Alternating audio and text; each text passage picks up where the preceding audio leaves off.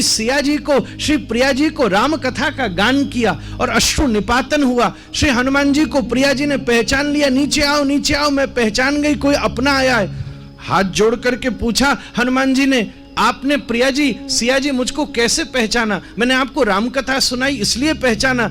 सिया जी ने कहा नहीं, राम कथा तो रावण भी सुना सकता था, पर राम कथा सुनाते हुए आंसू कोई राम का प्रेमी बहा सकता था। और जब हनुमान जी ने आशीर्वाद दिया हनुमान जी को, तब श्री हनुमान जी के अश्रुओं से विगलित हुए श्री प्रिया जी का जो सिंदूर था, वो सिंदूर श्री हनुमान जी के अंग के ऊपर गिरा।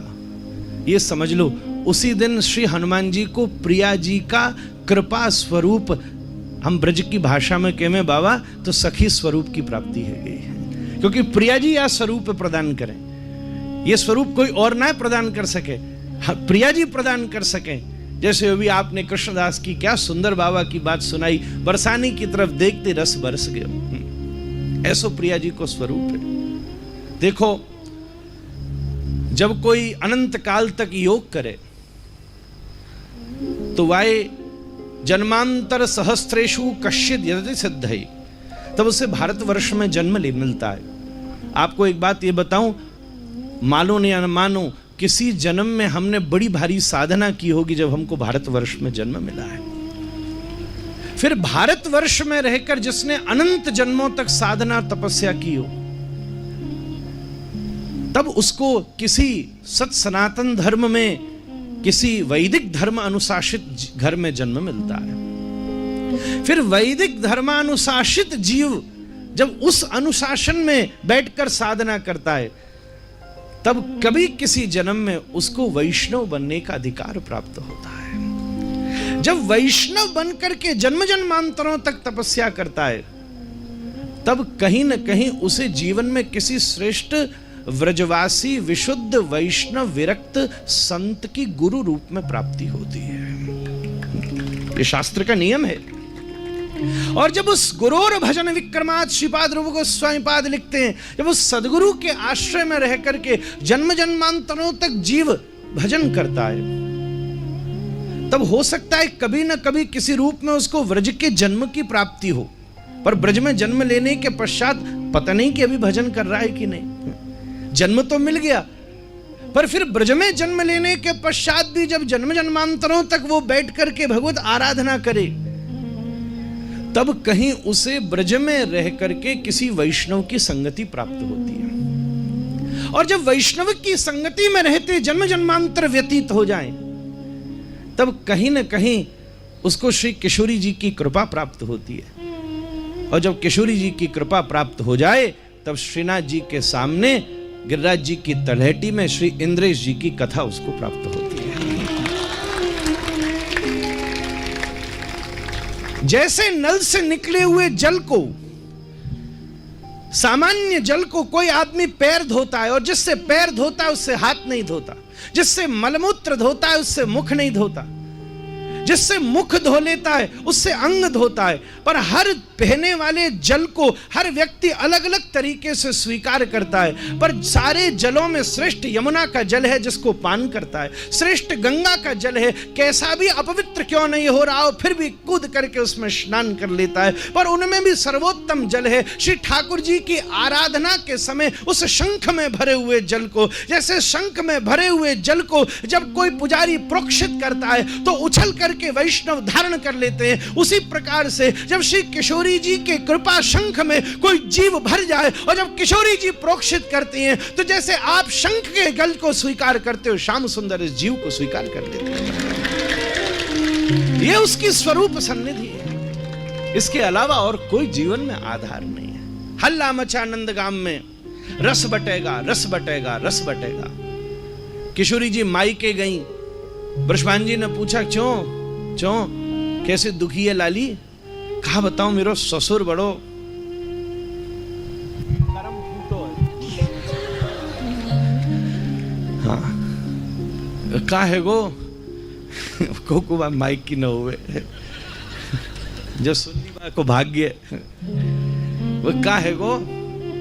बोले कहा बताऊं, रोज लेन लग जावे, रस बटेगो रस बटेगो। और जब बाबा ठाड़ियों में, दीदी ठाड़ियों में, हम सब जैसे ठाड़ियों में, तो दरवाजा खोल के पूछे, क्यों पात्र लायो, पात्र लायो, पात्र लायो। कोई कहवे नहीं, वो तो पता ही नहीं था पात्र लाना है। कोई कहवे हाँ पात्र तो लायो थो पर चोरी हो गयो। कोई कहवे पात्र तो आया थो पर टूट गयो।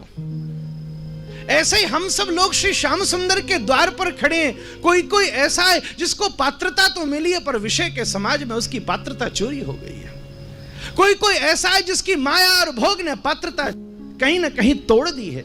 और कोई कोई तो ऐसा है मनुष्य देह प्राप्त करने के बाद भी अभी तक उसको पात्रता की प्राप्ति नहीं हुई। हम सब इन्हीं लाइनों में खड़े हैं। ब्रजवान जी बोले, प्रिया जी तुम्हारी क्या इच्छा है? बोले मेरी एक ही इच्छा है। क्या? बोले नंद के दरवाजे से रस बटता है तो बरसाने के दरवाजे से पात्रता बटेगी। महाराज आ जाओ, हमारे द्वार के ऊपर गिलास यहां से ले जाना और रस वहां से ले जाना। और जब पूरा कोई ऐसा गिलास हो, मणिमाणिक्य का वैदुर्य नील विद्रुम स्फाट स्फटिक मूर्ति भी, वैदुर्य नील विद्रुम स्फाट स्फटिक मूर्ति का कोई स्वर्ण पात्र भरा हो और उस स्वर्ण पात्र के ऊपर किसी मानसरोवर का जल भरा हुआ हो। जब सर्वोत्तम जल के भीतर कोई सर्वोत्तम रस की पूर्ति होकर के कोई आस्वादन करता है, तब उसकी सन्निधि कैसी अद्भुत हो जाती है। ऐसे ही महाभाव स्वरूपा हों श्री राधा ठाकुरानी और अखिल रसामृत सिंधुसार विग्रह श्री श्याम सुंदर, दोनों एक दूसरे में पूर्ण दशा में अवस्थित होते हैं। और वृंदावन के रसिकाचार्य जब उस पूर्ण रस का आस्वादन करते हैं तब वृंदावन में रास का सौभाग्योदय होता है। ये उसकी सन्निधि है। ऐसी रास की दिव्य पूर्णिमा हम क्या बतावें। आहा, कई बार तेज भट्टी में लोहा भी पिघल जाता है। श्री इंद्रेश जी महाराज की मधुर वाणी में मेरा लोहे जैसा कठोर हृदय भी ऐसा विगलित हो गया है कि इस समय उच्छाल तरंगे ले रहा है। महाराज चंद्रमा की चांदनी देखकर जैसे समुद्र में तरंग आती है, ऐसे ही आज शरद पूर्णिमा के चंद्रमा के सामने और फिर श्री इंद्रेश जी की दिव्य मधुर वाणी की जब प्यार चल रही है, ऊपर चंद्रमा और इधर हवा, तो मेरे हृदय समुद्र में भी ऐसी लहर उठ रही है। और चिंता नहीं करना, कभी किसी रसिक के हृदय में लहर उठ जाए तो दो में से एक ही काम होता है। क्या? या तो बाहर खड़े हुए को वो समुद्र लहर से खींचकर अंदर ले जाता है, या अंदर भरे हुए मोती और हीरों को उछाल करके बाहर कर देता है। ऐसे ही जब ये रसिक समाज का मंच जमा हुआ है, श्री इंद्रेश जी महाराज जैसे रसिक समुद्र शिरोमणि बैठे हैं, तो आज दो में से एक ही काम होंगे। या तो यहां बैठा कोई ना कोई जीव इनकी कथा के हिडोले से खिंच करके श्री राधा माधव के युगल रस का आस्वादन कर लेगा, या इनके हृदय में से श्री युगल प्रेम का कोई मुक्ताहर उछल के आपकी वाणी को पवित्र सिद्ध और शुद्ध कर देगा। महाराज ये सौभाग्योदय अद्वितीय है। महाराज अतः आप सबने उत्सव करना है, कीर्तन करना है, गान करना है, नृत्य करना है। आज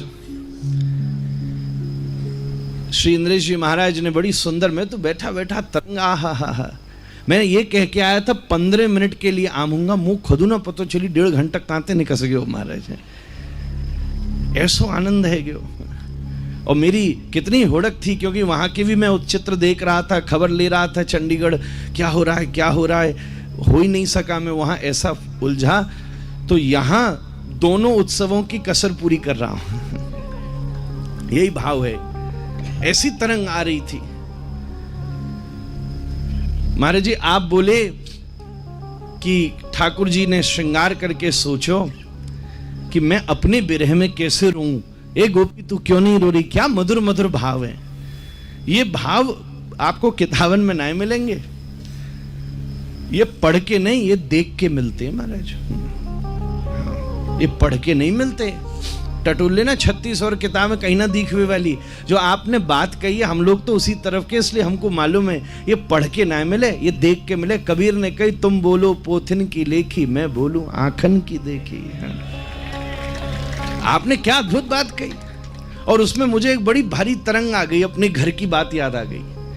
आप बोले श्री ठाकुर जी खड़े चुनरी डाल करके, ठाकुर जी गोपी ने सोची तू क्यों हंस रही है, सबरे रो रहे हैं।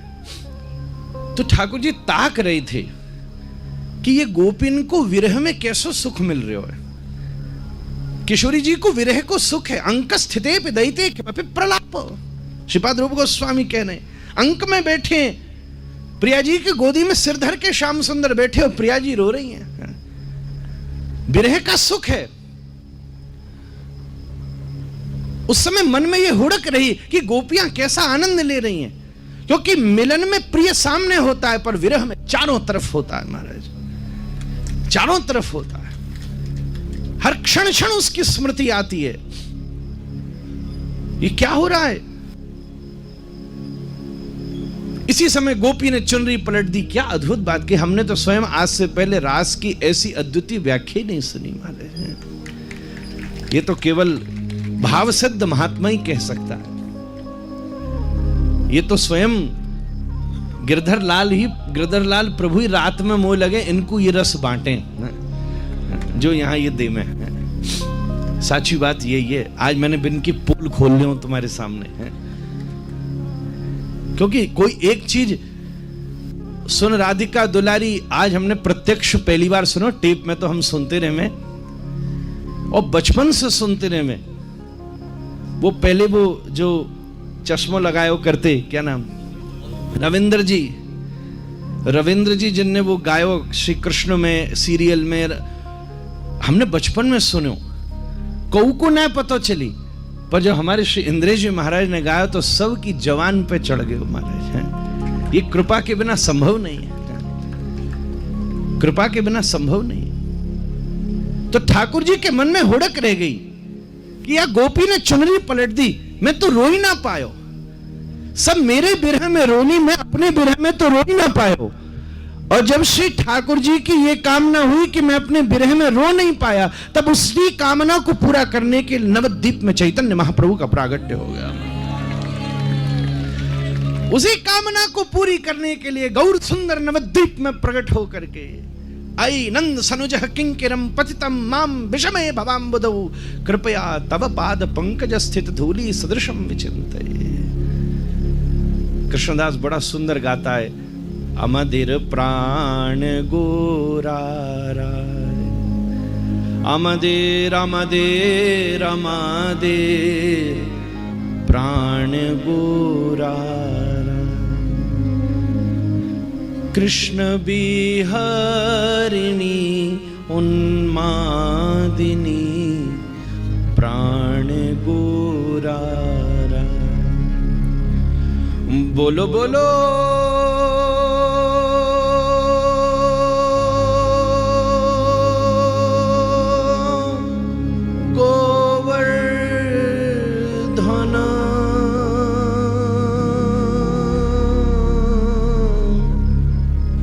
কথাই আমার গিরিধারী।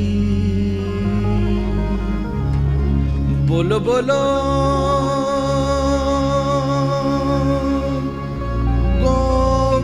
গোবর্ধন কথাই আমার গিরিধারী। আমাদের प्राण गोरा।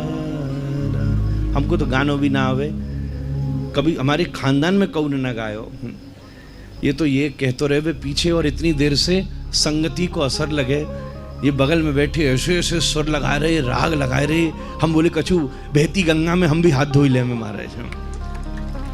अतः ये गौर सुंदर की प्राग भूमिका बनी। क्या सुंदर बात हो गई। जो चुनरी पलट दी वो बात रह गई थी। आज तो हम आपसे ये बात ले जा रहे हैं, अगर आप कहो तो प्रसादी में अपनी कथान में आपको नाम लेके कहेंगे। मेरा स्वभाव है जहाँ सो बात मिले वकी याद करके कहनी चाहिए। ये कहेंगे कि भाई महाराज जी गिरिराज जी में इंद्रेश जी बोले थे कि ठाकुर जी वही गोपी बन के डोले, बन की हुड़क रह गई, और वो हुड़क हमारे नवद्वीप में गौर सुंदर ने पूरी करी है। यही महाप्रभु का स्वरूप है। हम बहुत टाइम आप सबन को खाई गई। हम तो आप सो पहले ही कह रहे मत बोलवाओ। हाँ? अब ये लफड़ो है गयो, सो इतनी देरी है गई, सो क्षमा। अब हम आप तो हमारी तकलीफ समझ ही सको। हम आप बोरवे वाले 2-5 मिनट में कहाँ से निपटा सकें, है ही ना सके ये। या हमारे थोड़ो शायद 15-20 मिनट को टाइम खा गयो होंगे मैं। सो बाकी ताई मोए क्षमा करियो और मेरी ध्यान रखियो, अगली बार आपकी आज्ञा है सो मैं समय ऐसे ही देख के आऊँगा कि जब आप व्यासपीठ पे, हाँ महाराज जी मैं लंदन से आ रहा हूँ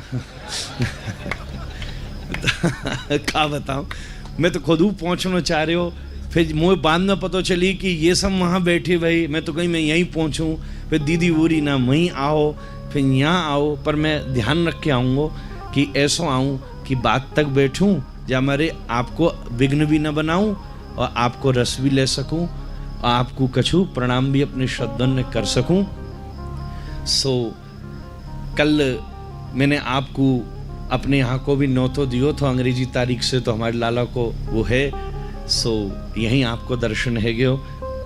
सब कृष्णदास भैया, हमारी वरुण जी, दीदी की मंडली, बहन श्री चित्र जी, विचित्र जी, कितने सब अद्भुत महात्मा, हमारे पूज्य श्री कृष्णानंद जी महाराज, श्री गोपेश बाबा, श्री हमारे हरिद्वार वाले, इनके न जाने कितने नाम हैं, अनेक रूप आयो विष्णवे प्रभु विष्णवे, कोई मस्तराम बाबा कहवे, कोई गंगा बाबा कहवे, हम तो आपको अपने मन की बात बतावे, हम तो मधुमंगल बाबा कहवे, हमारे ब्रज को मधुमंगल ऐसे ही होते हो महाराज। सो हमारे सब भैया भी, पराग जी भी और सब सखी जन सखा जन सब बैठे हैं, आप सबन को दंडोत करूं, सब और सब रसिक जन कछु नाम रह गए, आप मेरी यही आहुति स्वीकार करो।